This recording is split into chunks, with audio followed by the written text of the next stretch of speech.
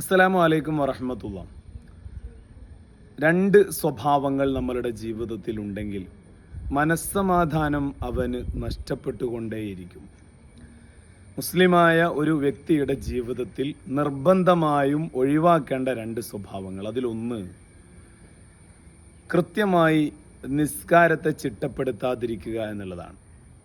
നിസ്കാരത്തിനൊരു പരിഗണനയും കൊടുക്കുന്നില്ല, നിസ്സാരമായി കാണുകയാണ് എങ്കിൽ അവൻ്റെ ജീവിതത്തിൽ നിന്ന് സമാധാനവും സന്തോഷവും നഷ്ടപ്പെട്ടുകൊണ്ടേയിരിക്കും.